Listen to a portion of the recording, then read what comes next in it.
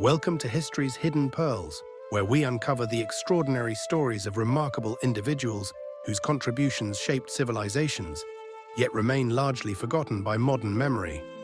In this episode, we explore the life and legacy of Ibrahim Muteferrika, a visionary who challenged centuries of tradition to introduce the printing press to the Ottoman state, a decision that would alter the course of Islamic intellectual history.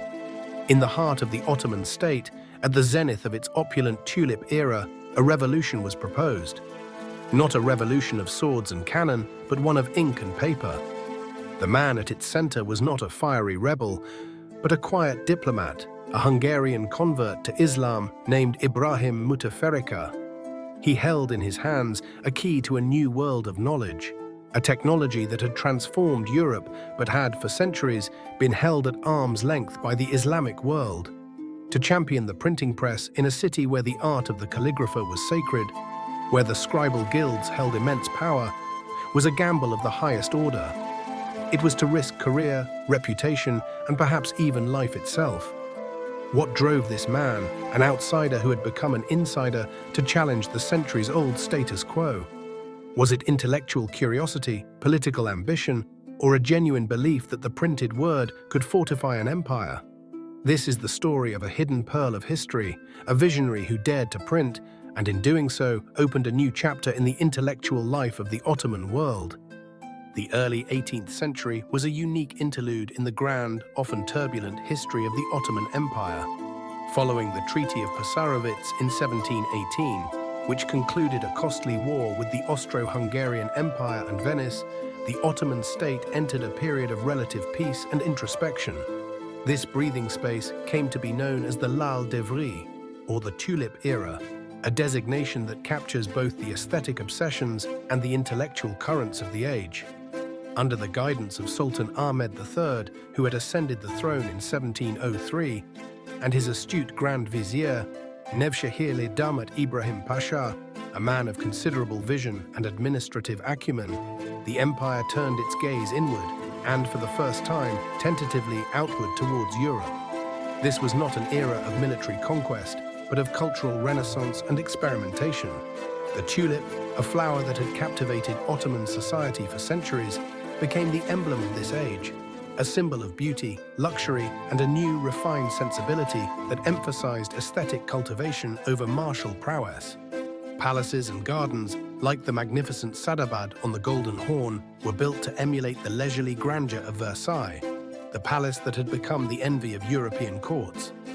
Art, poetry, and architecture flourished, blending traditional Ottoman aesthetics with the new fashionable Baroque style from the West. The court painter Abdülselil Levni created exquisite miniatures celebrating the tulip and the court's refined tastes. Poets like Nedim composed verses that challenged traditional forms while remaining rooted in Ottoman literary tradition. Yet beneath this veneer of opulence and artistic ferment, a quiet intellectual anxiety was growing. The empire, once the undisputed leader in science and scholarship during the medieval and early modern periods, was beginning to lag behind a rapidly changing Europe. The scientific revolution, which had transformed European thought, had barely penetrated Ottoman intellectual circles. The printing press, that revolutionary technology that had democratized knowledge in Europe, remained largely absent from the Islamic world. It was in this complex milieu of cultural confidence and intellectual introspection that Ibrahim Muteferrika saw his opportunity. He believed that the future of the empire depended not just on its armies, but on its access to knowledge and its capacity to adapt to changing circumstances. And the most efficient way to disseminate that knowledge, he argued, was the printing press. The man who would become the father of Ottoman printing was himself a product of the empire's diverse, multicultural fabric. Born in the late 17th century in Kolozsvár, Transylvania, modern-day Cluj-Napoca, Romania, he was an ethnic Hungarian and a Unitarian Christian, a faith that had found refuge in Transylvania during the religious upheavals of the Reformation. His original Hungarian name has been lost to history, a poignant reminder of the cultural transformations that shaped his life. Circumstances later led him to relocate to Istanbul, where he converted to Islam and took the name Ibrahim. His formidable intellect and linguistic talents, He spoke Hungarian, Turkish, Arabic, and several European languages, did not go unnoticed by Ottoman officials. He quickly rose through the ranks of the Ottoman diplomatic corps, serving as a Muteferrika, a prestigious court official responsible for important administrative and diplomatic functions. This position, which gave him his surname, provided him with access to the highest circles of power and, crucially, with the credibility to propose radical innovations. His diplomatic missions to Austria and Russia exposed him to the intellectual currents of the European Enlightenment and, crucially, to the power of the printed book. During these missions, he witnessed firsthand how printing technology was transforming European society, spreading ideas, standardizing knowledge, and fueling innovation. He observed how printed books were becoming the primary medium of intellectual discourse, how they were being used to disseminate scientific discoveries and philosophical arguments.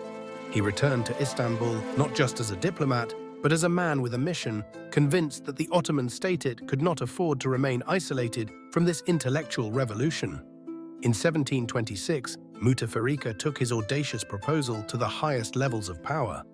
He drafted a treatise, Vesiletut Tibar, or the means of printing, arguing for the utility and necessity of a printing press. He was careful and strategic in his approach, understanding that he was challenging deeply entrenched interests and ancient traditions. He did not challenge the sanctity of religious texts or question the wisdom of Islamic law. Instead, he argued that printing non-religious works, histories, scientific treatises, dictionaries, and maps was not only permissible under Islamic law, but essential for the empire's strength and prestige. He argued that printing would prevent the corruption of texts through scribal errors, a common problem in a manuscript culture. He contended that it would make knowledge more affordable and accessible to a wider audience. Enhancing the education of Ottoman officials and military officers, he presented his case to the Grand Vizier, who, recognizing the merit of the proposal, sought a fatwa, or legal opinion, from the Grand Mufti, the empire's highest religious authority. The verdict was a landmark. Printing was declared a public good, on the condition that it scrupulously avoided the Quran and other sacred texts. With the Sultan's blessing, the path was cleared. The first official printing press in the Muslim Ottoman world was born. In 1729, from his own house in Istanbul, Muteferrika issued his first publication, a 2-volume Arabic-Turkish dictionary known as the Vankulu Lugati. It was a monumental achievement, the product of meticulous scholarship and technical innovation. The dictionary was not merely a translation aid, it was a comprehensive reference work designed to standardize Ottoman Turkish and facilitate communication across the empire's diverse linguistic landscape. Over the next 13 years, his press would produce 17 titles in 23 volumes. A remarkable output given the technical challenges of printing in Arabic script and the constant opposition from various quarters. These were not frivolous works designed for entertainment or prestige. They included major historical chronicles like the Tarikh-i-Rashid, a comprehensive history of the Ottoman Empire, works on geography and navigation essential for the empire's maritime interests, and military treatises that could enhance Ottoman strategic capabilities. Perhaps the most significant was a new edition of Khatib Çelebi's 17th century masterpiece, the Cihanuma, or Mirror of the World, a cosmographical work that represented the pinnacle of Ottoman geographical knowledge.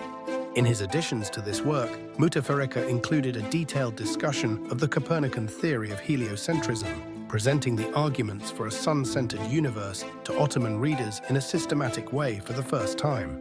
He was not just printing books, he was printing new ideas, challenging old certainties, and opening Ottoman minds to new possibilities. Why then is Ibrahim Muteferrika a hidden pearl of history, a figure deserving of greater recognition? His press, for all its brilliance and significance, was short-lived. It ceased operations in 1742, just 13 years after its establishment. Printing in the Ottoman Empire would not be revived for several decades, and when it finally returned, it would be under different circumstances and with different leadership. The print runs were small, between 500 and 1,000 copies per work, and the readership was confined to a small intellectual elite, scholars, officials, and the wealthy. The powerful scribal guilds, who saw their livelihoods threatened by this new technology, never ceased their opposition. They lobbied the Sultan, They spread rumors about the dangers of printing, and they exploited every opportunity to undermine Muteferrika's enterprise. In the grand narrative of the printing revolution, Muteferrika's press can seem like a false dawn, a noble experiment that ultimately failed to transform Ottoman society. But to see it this way is to miss its true significance and to perpetuate a Eurocentric understanding of technological change. Muteferrika proved that the technology of printing was not inherently incompatible with Islamic culture or the Arabic script. He demonstrated that the obstacles to printing in the Islamic world were not theological or cultural in essence, but rather political and economic, the result of specific power structures and vested interests. He laid the groundwork for a future that he would not live to see, a future in which printing would eventually become central to Ottoman intellectual and political life. His work represented a crucial moment of intellectual courage and a bold attempt to bridge the worlds of East and West, to create a synthesis of Ottoman tradition and European innovation.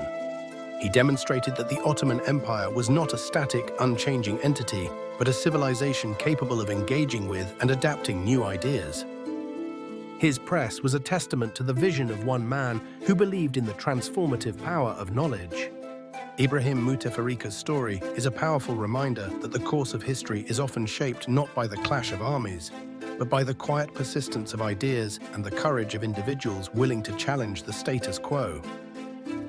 In an age of instant information and digital transformation, it is worth remembering the courage it took to print a single book, and the profound belief that in the dissemination of knowledge lies the true strength of a civilization.